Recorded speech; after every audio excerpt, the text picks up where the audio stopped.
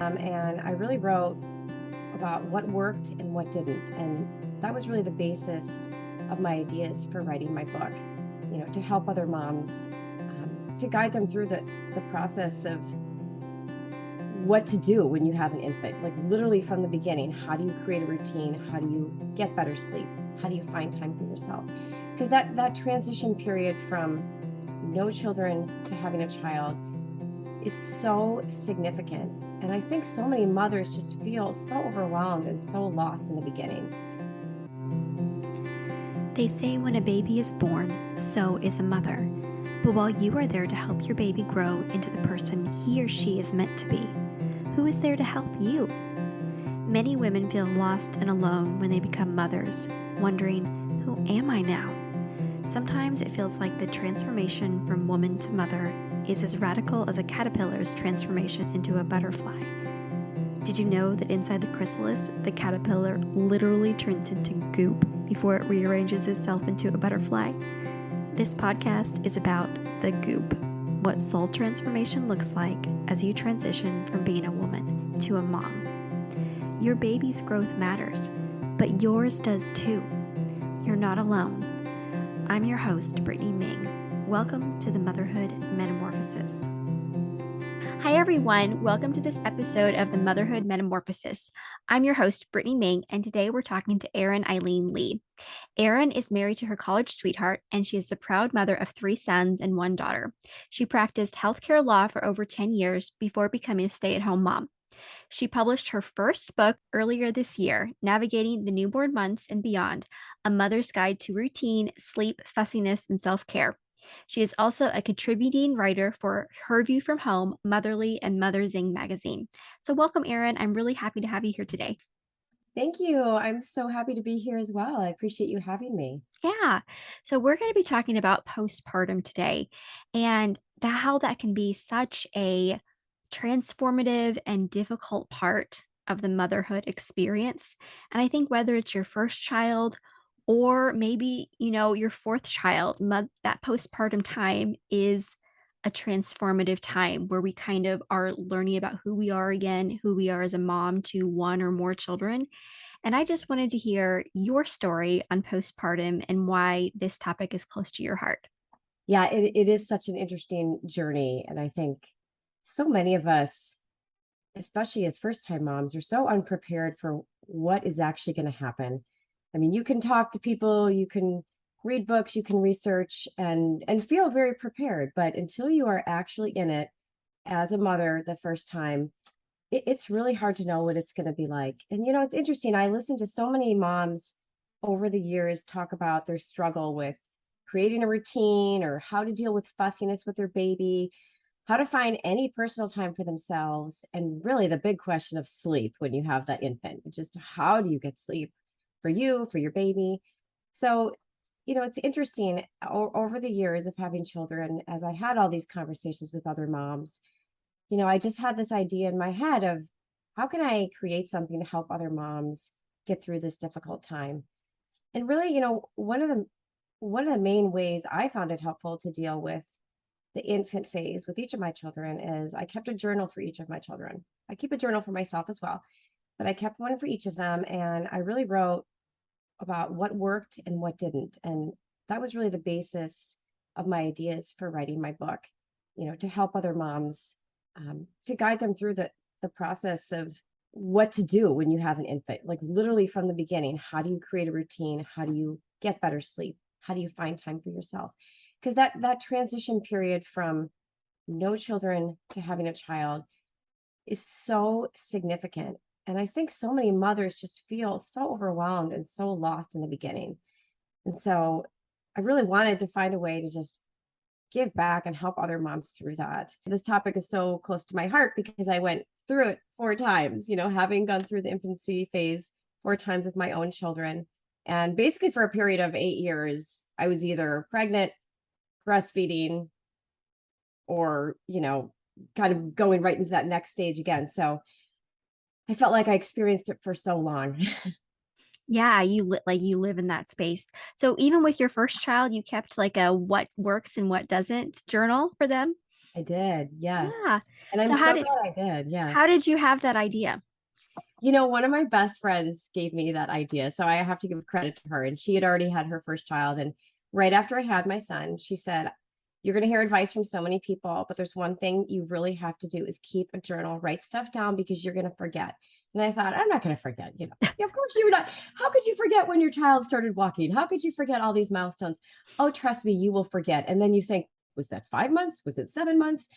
It was so helpful to write those things down. And also just not just the milestones, but how I felt like, hey, I'm totally overwhelmed with breastfeeding right now. Like this stinks. Or, oh, I feel so happy today. My child did this for the first time. Just writing down little notes like that. And then I was able to look back and really see the highs and lows. So it was a great thing that I highly recommend to moms. Even if you start it when your child's 10 years old, it's just a great way to keep track of milestones and your feelings, your thoughts. And I really like that. I think that, advice focuses so much on this is what's going to work. This is what's going to like make your baby sleep. This is what's going to help you like find that routine.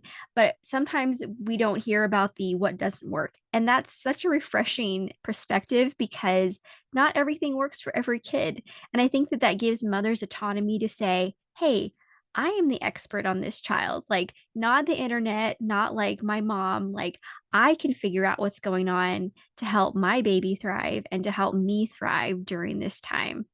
So I really like that idea about figuring out what works and what doesn't work and when you're in that newborn I stage. I could not agree with you more. And that's basically the approach I took in my book also was there's not one right way. In fact, the whole section I have on sleep in my book, there I talk about 9 different ways you can help your baby sleep better because there's not one right way. And different things work for different children. Even with my 4 children, different things worked for different children. Yeah. And it's so important to listen to your own instincts as well, regardless of what other people tell you. If you feel strongly about how something might work for your child, it's probably right. So as we think about the postpartum time, and you said that you were in that stage for 8 years, can you tell me about maybe a time where you felt like you're in the goop, you're feeling lost, you're in transition, or maybe even a time of grief, and what that looked like for you as you had your 4 children? Yes, I would say one thing that comes to mind was right after I had my second child, and here I thought my first child, he was a pretty easy baby. He slept pretty well. I thought I've got this. I know what I'm doing, and you're just never prepared for how different children can be. So my second child, I had all sorts of issues breastfeeding right off the bat. I mean, he would not breastfeed. I tried everything. I went to lactation specialists, all these people. I was using this, special dropper after I pumped to feed. I mean, it was completely and totally overwhelming. I literally did not sleep more than an hour in like the first few weeks. I mean, and not just because of the wake cycle, because it was taking so long to pump and then use this. And I was so determined to breastfeed because I had done it the first time. It was completely overwhelming. Thankfully, my mother lives close to me. So she was a great support. And she's like, we're going to figure this out. And she took me to all these specialists. And you know what? I don't know what it was, but after about 3 weeks, one day my son finally just latched on and started breastfeeding. I don't know. I can't say exactly what it was, or maybe some of those things worked. But my point is, it's so overwhelming in the beginning for so many mothers for different reasons. And having a support network is so important. Like I was fortunate I had my mother, but maybe it's a friend, maybe it's your partner or spouse, or maybe it's just a trusted counselor or a nurse or someone nearby you. But I think it's really important for mothers to just have someone they can turn to so they don't feel so alone. Yeah. Because that was very overwhelming for me. I mean, I was feeling just like I had gone crazy because of the lack of sleep and not being able to make rational decisions and just feeling like I couldn't get through the day. I share that because I want moms to know that we've all been through it, whether it's nursing or sleep or just not knowing what to do next. Like we've all been in the trenches during that infant phase. Yeah. I think also it's that confidence that is so tenuous during that time. Because with the first baby, you don't really know what to expect. But you said your confidence was really high going into the second baby. And I think there's that very delicate balance between I know what I'm doing, but also I've never met this child before. And my confidence took a huge hit too after when I had my fourth child, my fourth boy. And I thought, oh, I couldn't wait to breastfeed again. I had really good breastfeeding relationships with my first three kids, and I felt so confident. And like you, I had such a hard time. And I just cried and cried and cried and cried through that first month of his life. And I kept going to the lactation consultants and I went to the pediatrician. And I'm like, I did all this research online and I'm like, he has a tongue tie and nobody would believe me. And finally, I like called in my own referral. They're like, it's to the ENT. They're like, do you have a referral? I'm like, yes, I'm referring myself. And actually, I think I said the lactation consultant referred me, but that was a lie. I like totally lied to them on the phone. They actually saw me and they're like, yeah, he does have a tongue tie. And I'm like, I was telling all of them he has a tongue tie, but I almost stopped breastfeeding because I was in so much pain and he was crying all the time because he had so much gas from not getting a good latch. And I was just like, how could my confidence take such a big nosedive when I was feeling so ready to have this fourth baby? And I think that for me, that was just, I felt so lost, you know? But I think each time we have a baby, we're coming into something new. Even if we're taking our past experience with us, giving ourselves the grace to say, all right, I'm new. This baby's new. And we're figuring out what motherhood looks like in a brand new way each time. I Yes, I think that can agree. bring some solace, even if you're going through a hard time, because you haven't lost all your skills. You just are figuring out a new child and a new way of being. Yes, and interesting you say that because I think it's almost like taking the skills and knowledge you have and maybe applying it in a different way and like and just using those skills a little bit differently. Motherhood is the job that is constantly evolving. It's different every day. It's never the same. It keeps you on your toes. So Well, I bet like with your, let's say your fourth child, did you have to look back at your previous journals, like maybe the 4 month sleep regression? Did you look back at like what were my other kids doing at 4 months? And were you able to get maybe some perspective on different stages and say yeah. like, okay, this is normal. Like, do you have a story about something like that? Absolutely. Well, it's really interesting because it's amazing what you forget. And I was so happy I had my journals because yes, like you said, many times I would look back and say, wait a minute, wait, he's already sleeping through the night. Why is he waking now? And I would look back at my other children's journals. I was like, oh, that's right. They start to roll over and that wakes them up there. Or, and it kind of jogged my memory that, okay, this is okay. This is normal. Like this is helpful. Or, often I would look back and at things like, well, how long did I use the pacifier? Or, at what point were they starting to do this? And it was really helpful for me just to build my confidence that like, okay, this is normal. This happened before. One of the biggest things that was helpful to me is the things that I wrote down, like we talked about before, that didn't work or that weren't helpful. Because Mhm. I would forget, I would think, well, I remember thinking, like when they started to go to solid foods, or at least the very soft solid foods in the beginning. And I think I started probably a little bit too early with my first child because of course you're excited, you're like, come on, don't you want to have some oatmeal even though you can barely do anything. But I remember writing down in there, okay, maybe I started too early, like if I had to do this again, like it's okay to wait, there's no rush. And so I think with my third child, when I thought she was ready, I remember looking back through my journals and reading that and thinking, you know what? I'm just going to give it a few more weeks. She doesn't need the rice cereal right now. It's really more than I want to do this. So Yeah. I just remember thinking like, okay, just chill out, just wait. It's okay. There's no rush. And my journals were very helpful for me in that way. Yeah, that's really good. I like how you talked about that, about normalizing. Like those journals helped you normalize the experience. And I think Mhm. that that foundation you can build as maybe not a first time mom when you think about your previous children, but maybe if you are a first time mom, the things that help normalize are those support systems like friends and your mom or a sister to say, hey, you're not going crazy. This is normal and it's okay. You're not alone. Even if in the moment you feel like you're really struggling, I think hearing that you're not alone or you're not the only one to experience this actually helps like bolster and like give comfort in those moments because it can feel like you're just floundering through that postpartum time. Absolutely, and it can. And sometimes it can be hard to reach out because either you feel, wouldn't even say maybe embarrassed or just kind of down on yourself because you feel like, oh, I should be able to figure this out, or, I should know how to do this. But it is so important to reach out. And I think, another thing that helped me was just to do a lot of reading when I was pregnant, or even when I had my first child, just about pregnancy and about babies and all that. I mean, that's the reason why I wrote this book is, to have an easy guide for mothers to pick up and be like, okay, this was written by a mother of four. She's been through this, and I share personal stories in here just for moms to feel like they can connect with someone. Because, I did a lot of reading, but I felt like a lot of the famous books about, babyhood, toddlerhood, pregnancy are a little overwhelming. When there's 600 plus pages, you look at that and think, no, I just need an answer about this specific thing. And it can be hard to find. So Mhm. one of the reasons I wrote this the way I did was to have just a very easy to read go-to guide for moms. Yeah. I found that difficult in the beginning, trying to just find answers to things was just Yes. challenging for me. So you talked about how your book says routine, sleep, fussiness, and self-care. I wonder if we can talk about self-care for a little bit and Yeah. then really like finding a new sense of self after each child, after that postpartum period, because I feel like the postpartum time is the transformation.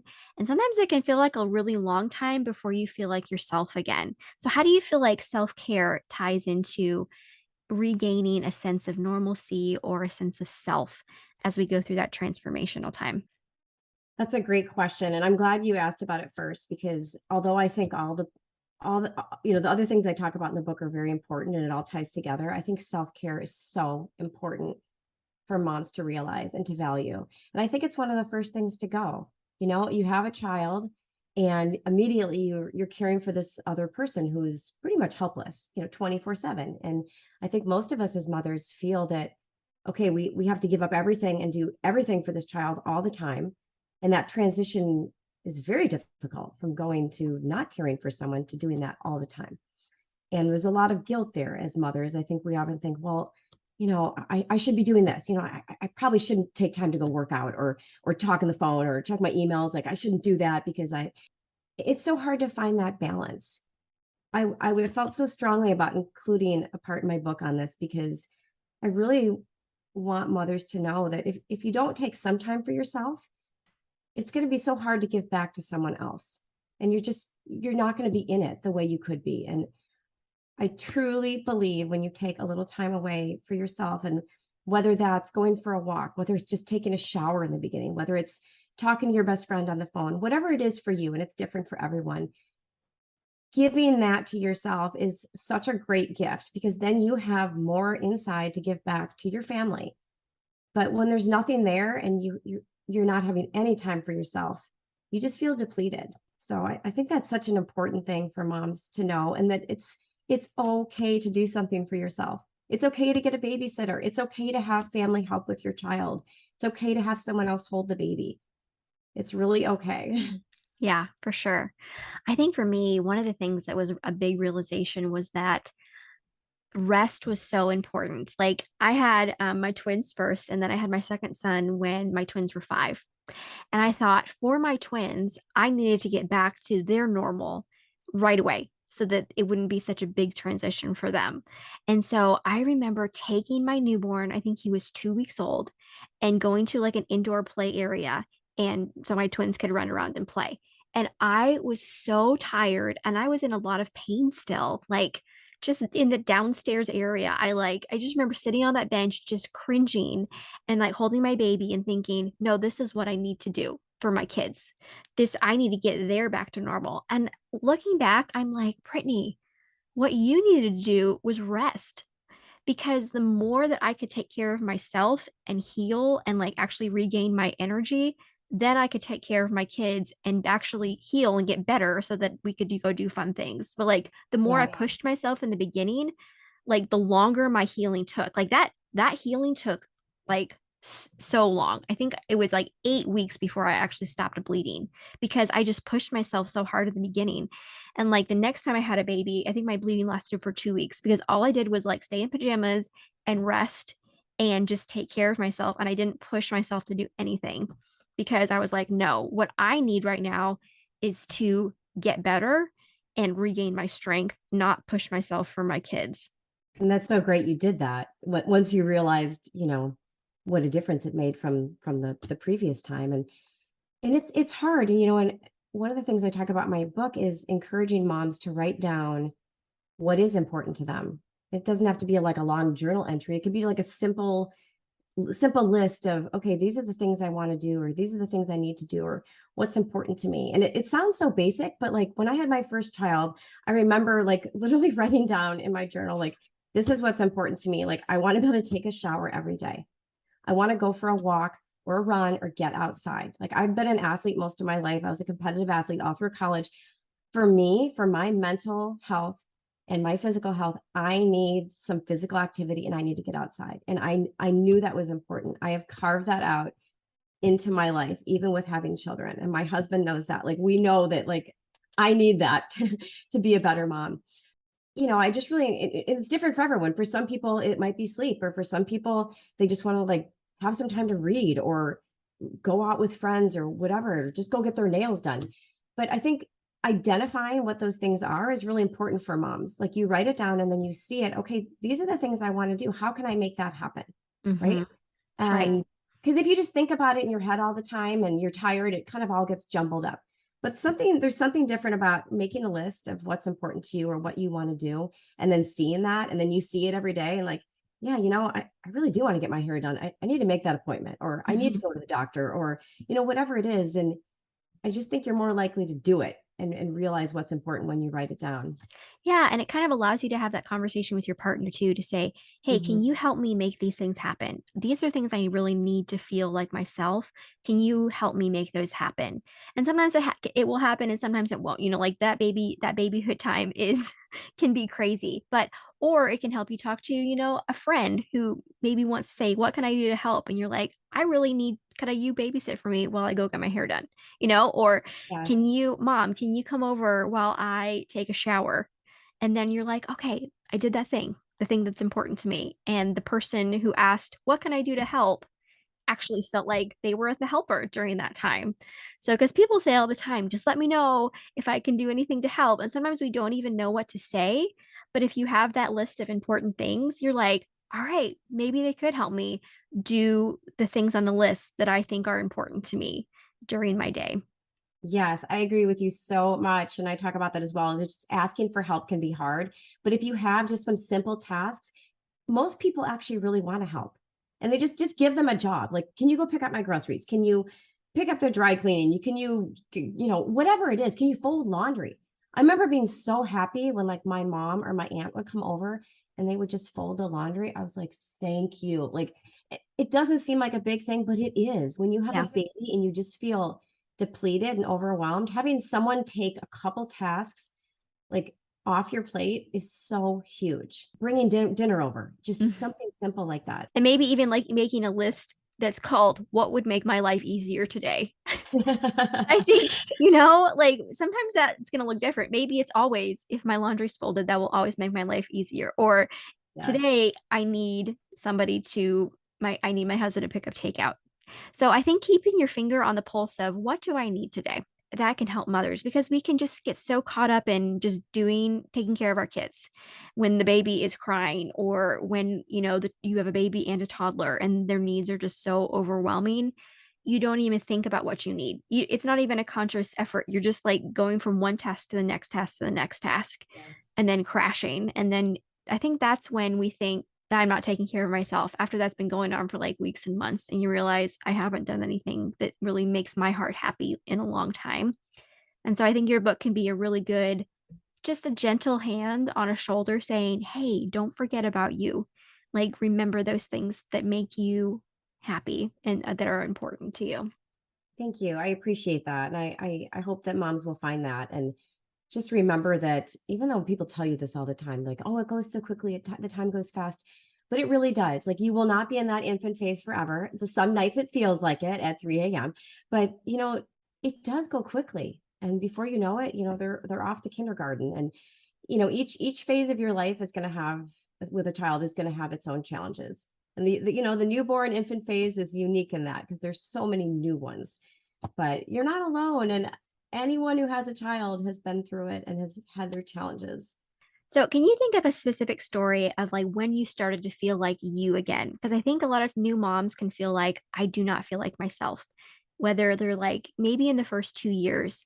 Can you think of it something that helped you feel like yourself again, where you had like a deep breath and you're like, okay, I'm settled into this new phase of motherhood? And is there something maybe you can think of that is your story or maybe a piece of advice about feeling like their self? That's a good question. I mean, honestly, I mean, it seems kind of simple, but for me, it was when my kids slept through the night. That was for me, that was like such a big goal. Like, I just want them to sleep that 6, 7 hour plus stretch. And I always felt like so happy and so successful once that happened.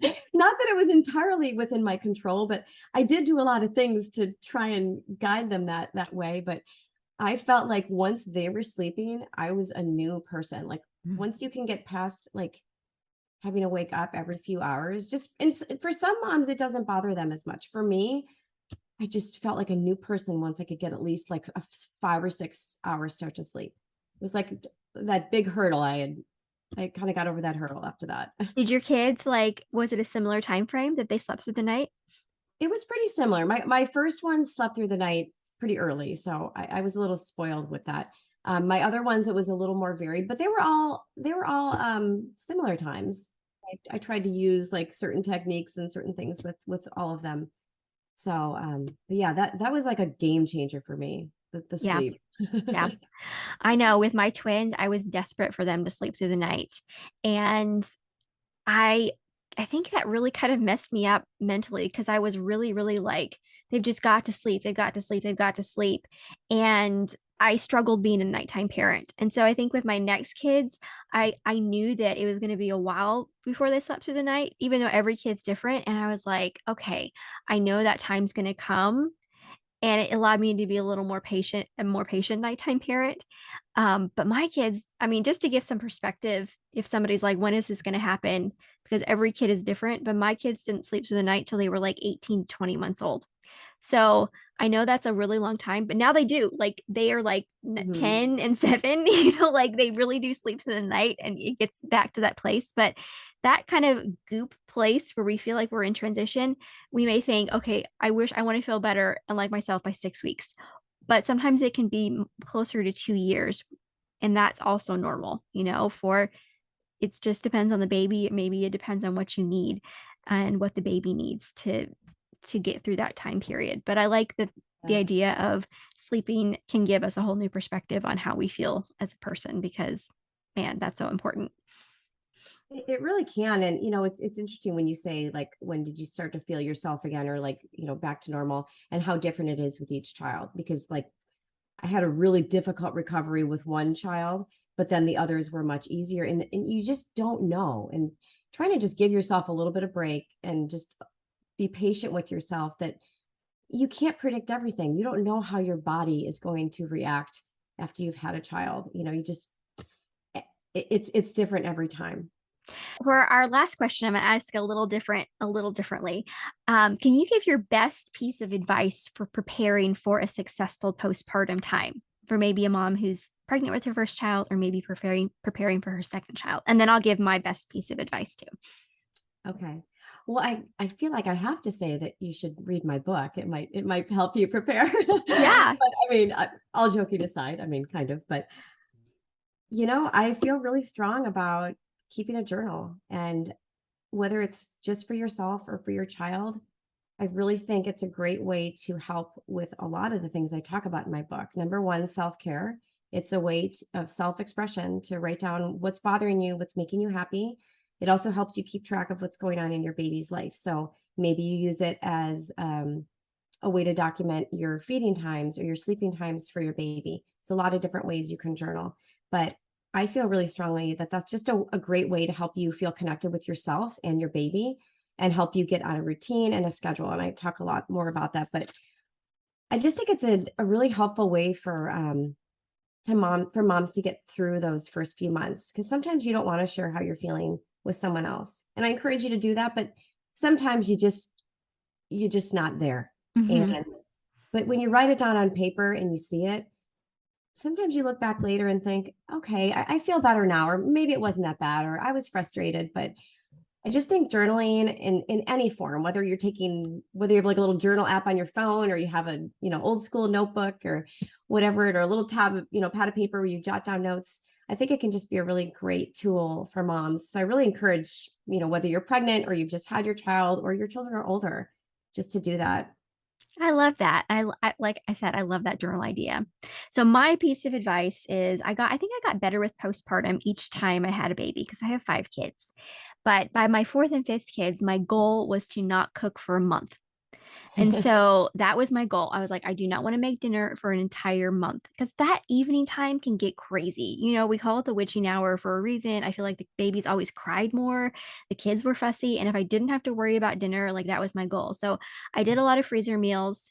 I tried to, even plan out my meals, like have enough frozen pizza or frozen lasagnas in the freezer. Or if I knew that people were going to bring me meals on a meal train for like 2 weeks, I only had to, do enough freezer meals for 2 weeks. But like that was my goal of not cooking for a month. And by the end of that month, I'm like, okay, I think I'm ready to go back to cooking. Baby's a little older now. They don't need babies are babies, but like I just felt like I had more strength to actually do the evening routine. So that's my tip, is to plan to not cook for a month after you have a baby, and plan ahead so that you can give yourself that break.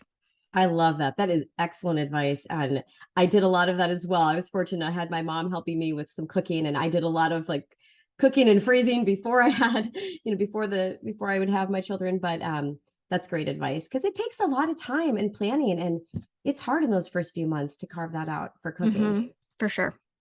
All right, Erin, this was such a great conversation. And I really hope that women will check out your book, and we're going to share all of the places they can find you online at the end. But as I end our interviews, I like to ask these fun rapid fire questions to guests. So are you ready for these? Okay. All right, they're just for fun, so don't worry. All right, which Disney princess would you want to take out to coffee? Belle from Beauty and the Beast. I love Belle. Yes, we've had lots of books to talk about. Would you rather spend a weekend at a cabin in the woods or in the city with great restaurants? Cabin in the Woods. An ordinary moment that brings you great joy. Being outside with my children. Coffee or tea? Tea. Last show you binged and loved. This Is Us. Oh, I love This Is Us. Your go-to book, fiction or nonfiction for reading? I really like both, but I'll say fiction. When you were 5 years old, what did you want to be when you grew up? Ballet dancer. So sweet. Did you dance when you were a kid? I did. I danced for about 12 years. Oh, that's nice. Do your girls? You have one daughter, right? Is she a dancer? Not so much. She tried it, but she's more the sporty kind. So yeah. What are you looking forward to? I don't know. I mean, it's great having them in school, but I just really look forward to fun trips and just spending time with them too, especially as they get older. Yeah. All right. Last one. Finish this sentence. Motherhood is the most rewarding experience of my life and the most challenging experience of my life. Yes. Amen to that. Right. All right, Erin, where can we find you online? Well, I have a website, ErinEileenLeigh.com. I'm also on Facebook, Instagram, LinkedIn. I have an Amazon author page. I also have a monthly newsletter I send out, which you can sign up on my website. I talk about parenting, and I share some things from my book. I talk about other authors. I share other authors' work, talk about children's books, family trips, all sorts of things like that. So it's just kind of a fun way to stay connected with my audience. So yes, please reach out. I'd love to meet more mothers out there who are interested in my work. Yeah. Well, I will share all your links in our show notes. So please check out her website and all of her social media channels. Thanks, Erin. I really loved having you on today. Thank you so much. I enjoyed it. Thank you so much for listening to this episode of the Motherhood Metamorphosis. If you've enjoyed this episode, please hit the thumbs up and subscribe to this channel so you never miss an episode. Next, tell your friends. Podcasts are a slow growth type of social media, so promo works best when it's from person to person. If you know another mom who's in the goop right now, send her a text of encouragement and the link to the episode that is speaking to your heart right now. If you have a story about your own matrescence, the physical, emotional, hormonal, and social transition that occurs when someone becomes a mother, please leave a comment below. I want this channel to be a place where women can build community about the challenges and joys of their own motherhood metamorphosis. Thank you so much for listening today. I hope it encouraged you and gave you some good food for thought. If you ever have any questions, comments, or you'd like to reach out to me personally, you can email me at brittanyaming@gmail.com.